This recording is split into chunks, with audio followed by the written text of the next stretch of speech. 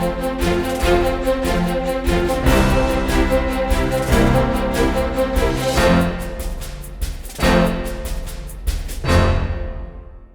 Study IQ IAS Hindi में आप सभी लोगों का बहुत बहुत स्वागत है। मैं हूं वीरत दुबे और आज हम चर्चा करने वाले हैं मुद्दे की बात के इस प्रोग्राम में EWS आरक्षण के विषय में, क्योंकि ये भी चर्चा का विषय बना हुआ है।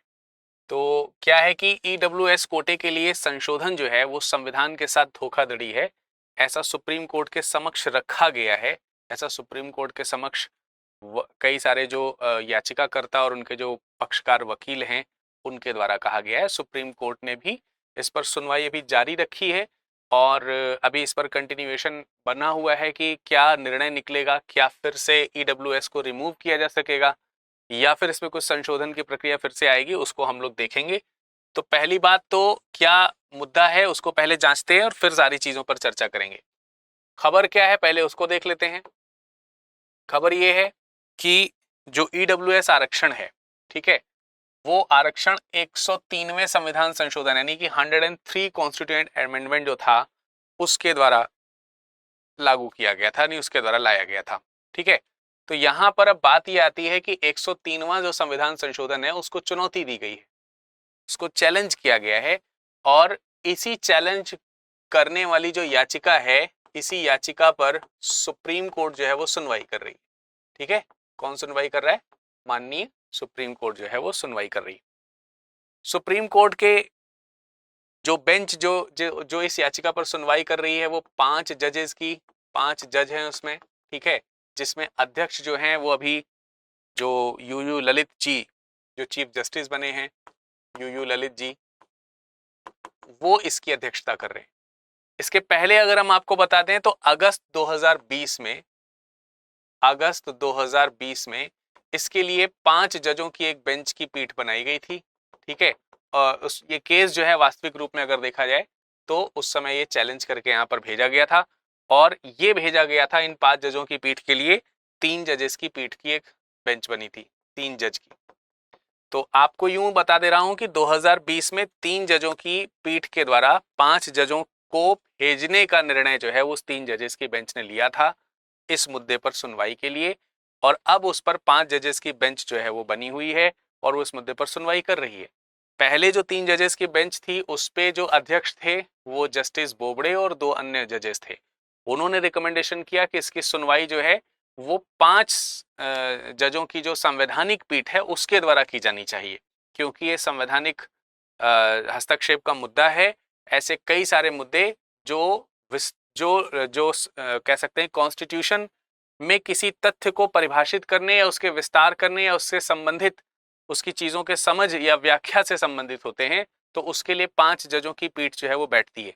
तो ये रिकमेंडेशन दिया गया था और इस रिकमेंडेशन के द्वारा जो है 5 जजेस की पीठ यहाँ पर बैठी है और वो अब इस पर सुनवाई कर रही है। ठीक है, अब इसमें एक तो जज हो गए आपके यूयू ललित जी, 4 अन्य जो जज हैं उनमें कौन कौन है? Justice S Ravindra Bhatt, Dinesh Maheshwari, SB Pardiwala और बेला त्रिवेदी, ये 4 अन्य जजेस हैं जो इसमें शामिल हैं। तो इन जजेस के नाम आप चाहें तो याद रख सकते हैं।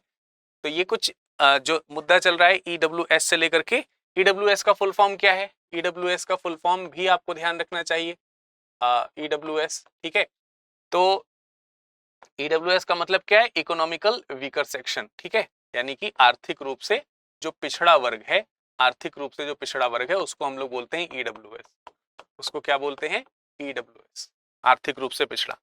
और इसी चीज को ध्यान में रखते हुए, आर्थिक पिछड़ेपन को ध्यान में रखते हुए 2019 में इस तरीके का अमेंडमेंट ला करके 103वां संविधान संशोधन ला करके अनुच्छेद 16 और अनुच्छेद 15 में क्लॉज 6 जो है वो जोड़े गए थे। ठीक है, तो वो क्या है उनके ऊपर हमारी चर्चा बनेगी अभी, लेकिन अभी मैंने आपको क्या बताया कि इस तरीके की चीज चर्चा में क्यों है। अब जिन 3 मुद्दों पर सुप्रीम कोर्ट में चर्चा हो रही है इस EWS को लेकर के, इसके लिए जो प्रेजेंट टाइम में जो अटॉर्नी जनरल हैं के वेणुगोपाल जी अटॉर्नी जनरल हैं, ये महान्यायवादी जिनको आप कहते हैं, इनके द्वारा 4 मुद्दे सुझाए गए थे जो इस पक्ष को लेकर के चर्चा किए जा सकते थे। लेकिन यूयू ललित जी की जो अध्यक्षता में जो पीठ बनाई गई थी उसने इनमें से 3 मुद्दे जो है वो केवल उस पर ही शामिल किए हैं, उस पर ही सुनवाई चलेगी, ऐसा उन्होंने बोला है। तो वो 3 मुद्दे जिस पर सुनवाई को शामिल किया गया है, वो 3 मुद्दे क्या हैं जिस पर ये संवैधानिक पीठ बैठी हुई है, चर्चा करेगी। हालांकि इन्होंने 4 समझाए थे। अच्छा, यहां मैं आपको रेफरेंस दे देना चाहता हूं कि के वेणुगोपाल जो है वो अटॉर्नी जनरल है। अटॉर्नी जनरल क्या होता है, इसको यदि अगर आप जानना चाहते हैं तो इसके लिए मैंने एक सेशन लिया हुआ है, अभी कल ही लिया था ये सेशन। इसका लिंक जो है आपको डिस्क्रिप्शन बॉक्स में मिल जाएगा। आप वहां से जाकर के अटॉर्नी जनरल की संपूर्ण डिटेल पढ़ सकते हैं। और अभी देश में हाल ही में 16वें अटॉर्नी जनरल मिलने वाले हैं आपको जल्द ही, क्योंकि के वेणुगोपाल जो हैं वो 90 वर्ष से ज़्यादा उम्र के हैं, तो वो रिटायर होने वाले हैं या उन्होंने अपना आगे का कार्यकाल ना बढ़ाने के लिए बोल रखा है। तो 30 सितंबर उनका कार्यकाल खत्म हो रहा है। तो इनसे संबंधित जो जानकारी है वो भी आपको मिल जाएगी बाय द वे, यहाँ पर क्योंकि उनका नाम आया तो मैंने रेफरेंस दिया आपको। बहरहाल उन्होंने जो 3 मुद्दे एक्सेप्ट किए हैं, यानी संवैधानिक पीठ ने इनके द्वारा सुझाए गए 4 मुद्दों में से जो 3 मुद्दे एक्सेप्ट किए हैं, वो 3 मुद्दे क्या हैं, यही चर्चा का विषय है। पहला क्या है, पहला है क्या 103वें संविधान संशोधन को आर्थिक मानदंडों के आधार पर आरक्षण सहित विशेष प्रावधान करने की राज्य को अनुमति देकर संविधान के मूल ढांचे का उल्लंघन कहा जा सकता है। ऐसा वाला मुद्दा क्यों लिया गया संवैधानिक पीठ के द्वारा, क्योंकि जो याचिकाकर्ता थे, याचिकाकर्ता हैं जो लोग, उन लोगों ने आरोप लगाया है या यूं कह सकते हैं कि अपील की है सुप्रीम कोर्ट से कि 103वां जो संविधान संशोधन है, जो कि ईडब्ल्यूएस रिजर्वेशन को लेकर के आता है, ये कहीं ना कहीं संविधान के मूल ढांचे को क्या करता है, ढांचे को नष्ट करता है। ऐसा जो है उनका कहना है। तो इस बात की जांच हो सकेगी, क्योंकि याचिका एक्सेप्ट हुई है, तो इस बात की जांच की जाएगी कि क्या सच में ये संविधान के मूल ढांचे को ब्रेक कर रहा है, तोड़ रहा है, या फिर उसका उल्लंघन कर रहा है। इस बात की जांच यहां पर करी जाएगी। अब क्योंकि यहां पर संविधान पर मूल ढांचे के संबंध में बात आई है, तो आप लोगों से मैं एक प्रश्न पूछना चाहता हूं, कमेंट सेक्शन में कमेंट करके बताइएगा कि भारतीय संविधान के मूल ढांचे से संबंधित अनुच्छेद कौन सा है। क्या कोई अनुच्छेद ऐसा है जो भारतीय संविधान के मूल ढांचे से है? हाँ या ना में जवाब लिखिए। बस केवल आपको सिर्फ इतना बताना है कि क्या भारतीय संविधान के मूल ढांचे से संबंधित, इसकी परिभाषित करता हुआ कोई अनुच्छेद है क्या। कैसे ये पता चलेगा कि फला चीज मूल ढांचे के अंतर्गत आती है या नहीं आती है, इसको संदर्भित करने वाला क्या हमारे पास में कोई आर्टिकल है या नहीं है, ये आप लोग बताइएगा। देखते हैं कि क्या इसके बारे में आप जानकारी देते हैं। दूसरा मुद्दा जो उन्होंने लिया है, या दूसरा जो कह सकते हैं पॉइंट उठाया है जिस पर याचिका में सुनवाई होगी, वो ये है कि 103वें संविधान संशोधन को निजी गैर सहायता प्राप्त संस्थानों में प्रवेश के संबंध में राज्य को विशेष प्रावधान करने की अनुमति देकर क्या संविधान के मूल ढांचे का उल्लंघन कहा जा सकता है। मतलब एक तो प्रश्न ये था कि आर्थिक मानदंडों के आधार पर आरक्षण देना, यह संविधान का मौलिक जो ढांचा है उसको ब्रेक करने की बात है। केवल आप आर्थिक मानदंडों के आधार पर क्या नहीं कर सकते, आरक्षण नहीं दे सकते। एक ये पॉइंट है। तो यहां ये जांचा जाएगा कि क्या आर्थिक आधार पर आरक्षण दिया जा सकता है या नहीं, और अगर दिया जाएगा तो क्या मौलिक जो ढांचा है संविधान का वो ब्रेक होगा। दूसरा ये जांचा जाएगा कि जो निजी गैर सहायता प्राप्त जो संस्थान हैं उसमें भी रिजर्वेशन की बात अगर करी जाए, और वो भी ईडब्ल्यूएस रिजर्वेशन की बात करी जाए, तो ये भी एक तरीके से क्या है, संविधान के मूल ढांचे के खिलाफ है। इसकी भी जांच करी जाएगी, क्योंकि ईडब्ल्यूएस जो है वो नियुक्तियां जो हैं, सरकारी जो विभाग से निकलने वाली जो नियुक्तियां हैं, उस पर तो 10% का आरक्षण देने की बात करता ही है। साथ ही साथ स्कूल, कॉलेजेस या इंस्टीट्यूशंस वगैरह में भी सीट्स के 10% रिजर्वेशन की बात करता है, और इसमें निजी और गैर सहायता प्राप्त संस्थान भी शामिल है। तीसरा मुद्दा जो उन्होंने उठाया है वो क्या है, तीसरा मुद्दा जो उठाया है वो संबंधित है SEBC यानी कि सामाजिक और शैक्षिक रूप से पिछड़ा वर्ग, सोशल एंड एजुकेशनल जो बैकवर्ड क्लास है। ठीक है, सामाजिक और शैक्षिक रूप से जो पिछड़ा क्लास है। ठीक है, तो इसमें कहा गया है कि क्या बुनियादी ढांचे का उल्लंघन SEBC और OBC और SC और ST को EWS आरक्षण देने के दायरे से बाहर करके किया गया है। माने ईडब्ल्यूएस का जो आरक्षण का दायरा है, क्या उसमें इनको शामिल नहीं किया गया है? और क्या ये शामिल ना होना संविधान के मूल ढांचे का उल्लंघन है या नहीं है? तो हर जगह मूल ढांचे के उल्लंघन की बात करी जा रही है और रेफरेंसेस दिए जा रहे हैं। तो इन्हीं 3 पर जो माननीय न्यायालय है और उसकी जो पीठ है 5 जजेस की, वो चर्चा करेगी और अंततः अपना क्या रिजल्ट देगी ये तो आने वाले समय में पता चलेगा। लेकिन हम लोग एक समझने का प्रयास करते हैं कि क्या ऐसे प्रश्न जो याचिकाकर्ताओं द्वारा किए गए हैं, क्या वो स्पष्ट हैं? आपको क्या लगता है ये जरूर बताइएगा, एक बार एनालिसिस करके देखते हैं। 103 में याचिकाकर्ताओं के क्या तर्क हैं? हालांकि मैंने थोड़े तर्क आपको बताए, लेकिन और भी क्या तर्क हैं? उनका कहना है कि ये स्पष्ट रूप से जो संविधान संशोधन है उसके अधिकार का अतिशय प्रयोग है एक तरीके से। मतलब अगर आप संविधान संशोधन कर सकते थे तो इतना ज्यादा कर दिए, ये तो कोई मतलब ही नहीं है। और क्योंकि यह संविधान के मूल ढांचे के विपरीत है इसलिए अनएक्सेप्टेबल है।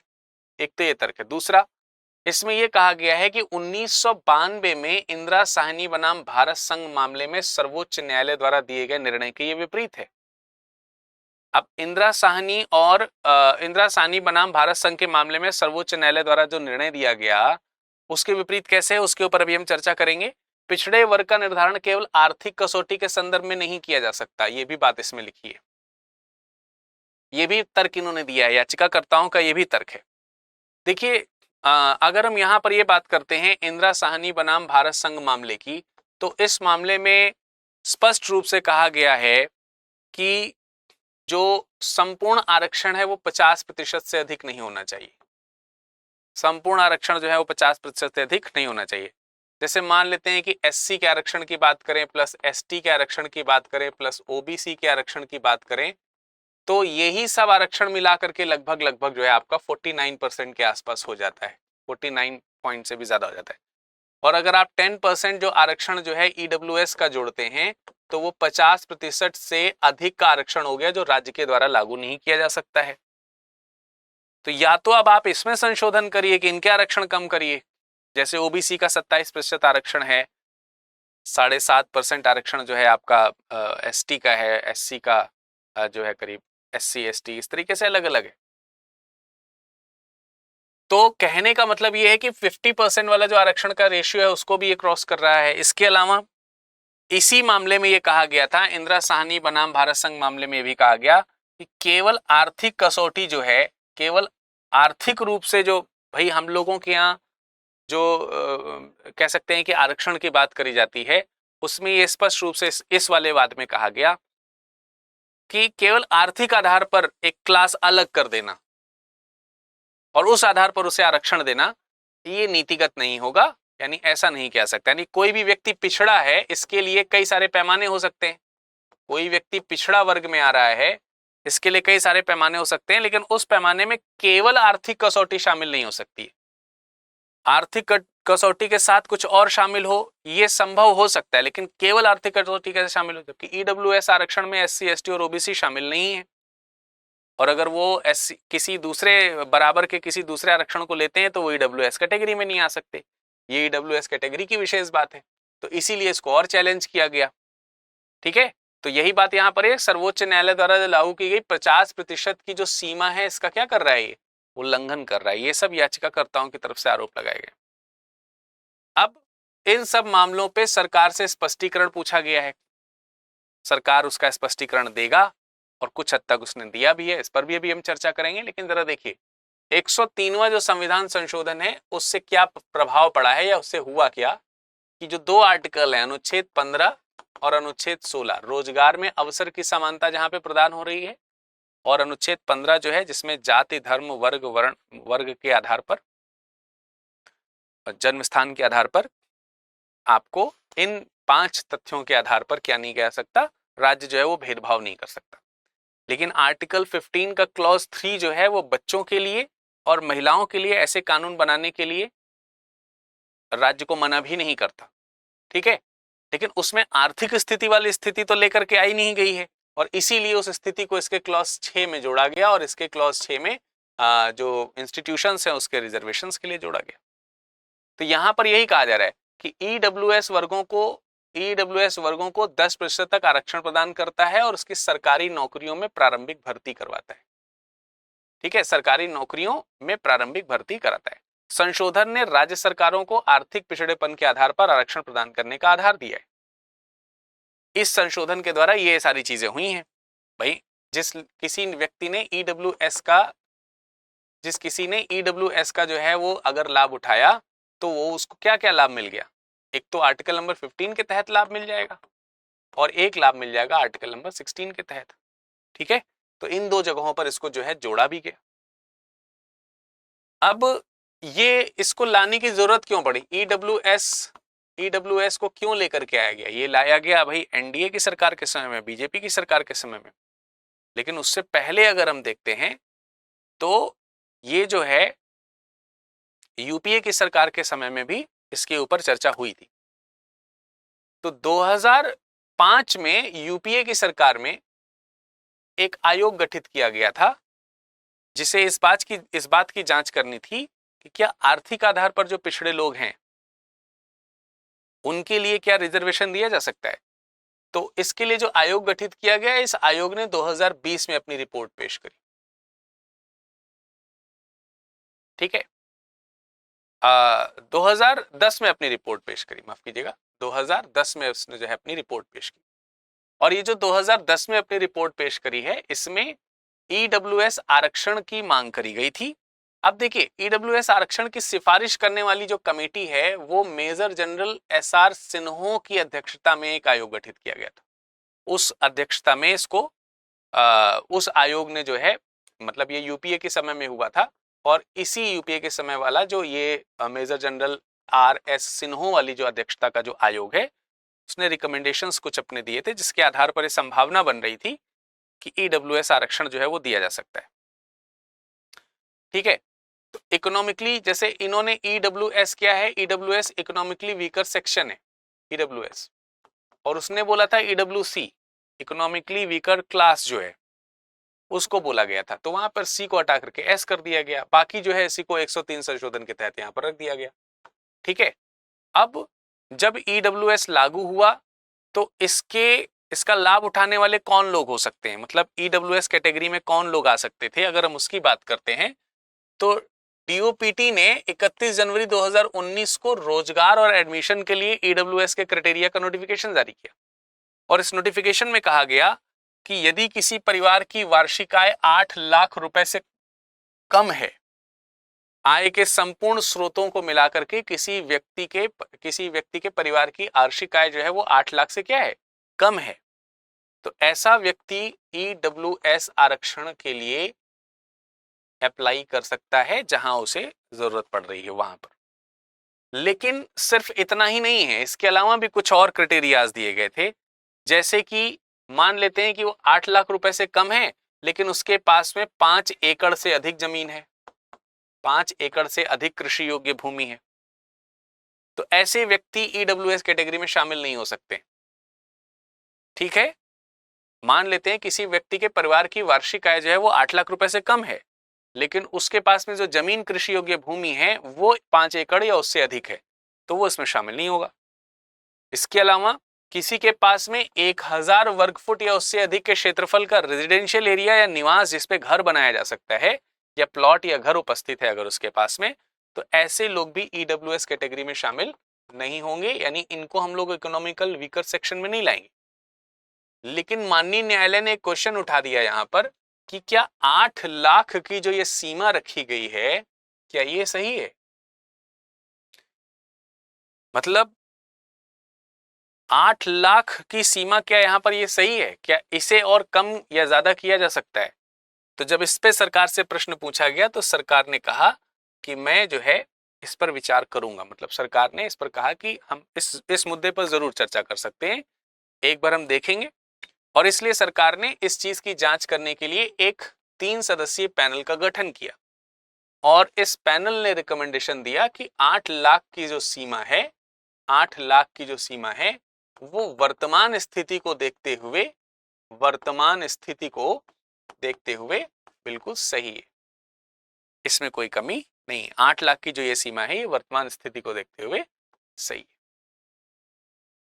तो अब सरकार इन्हीं सब मुद्दों पर चर्चा करेगी, देखेगी कि क्या फैसला लिया जाना चाहिए आर्टिकल नंबर 15 में और आर्टिकल नंबर 16 में के तहत जो ईडब्ल्यूएस ने जो आरक्षण प्रदान किया है, क्या वास्तविक रूप में उसने संविधान का उल्लंघन कहीं किया है या संविधान के मूल ढांचे का उल्लंघन किया है? मूल ढांचे का उल्लंघन हुआ है या नहीं हुआ है, अभी इसकी और जो है वो जांच होगी। यदि अगर सुप्रीम कोर्ट इसमें ये पाता है कि हाँ ये उल्लंघन हो रहा है, तो स्वाभाविक सी बात है कि ऐसे अमेंडमेंट को रद्द किया जा सकता है या फिर इसमें और संशोधन करने की बात करी जा सकती है। ठीक है, तो ये चीज हमें ध्यान रखना है।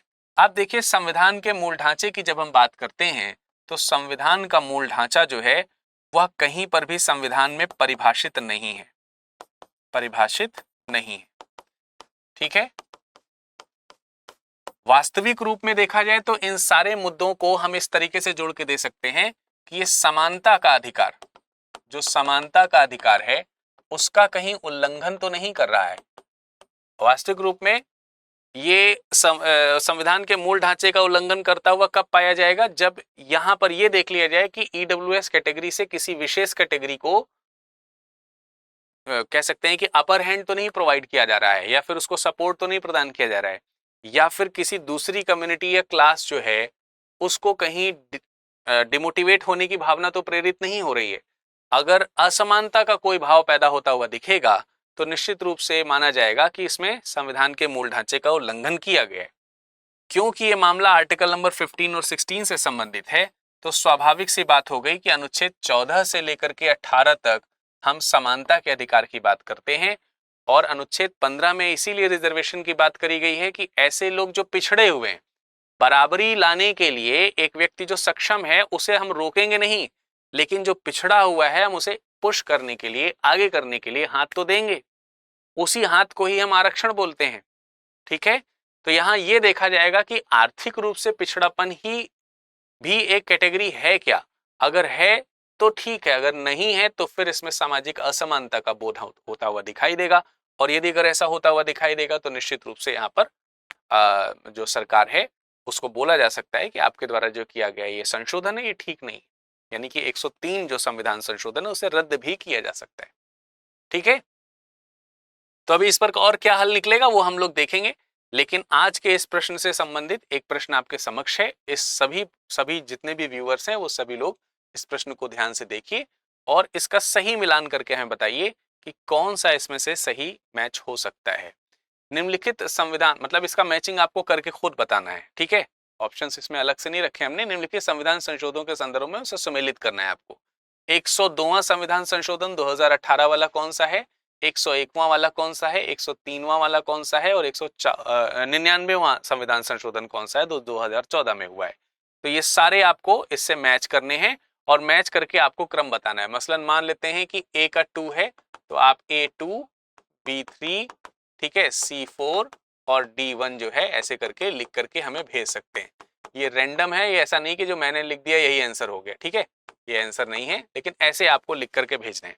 कमेंट सेक्शन में कमेंट करके जरूर बताइएगा। और आज के मुद्दे की बात प्रोग्राम में हम फिलहाल इतना ही रखते हैं, और आपके मन में किसी प्रकार का कोई क्वेरी है तो आप हमसे संपर्क कर सकते हैं इन सोशल मीडिया अकाउंट्स पर। ठीक है, हमसे जुड़े रहने के लिए आप सभी लोगों का बहुत बहुत धन्यवाद। मुलाकात करेंगे अगले मुद्दे की बात प्रोग्राम में, तब तक के लिए नमस्कार, धन्यवाद।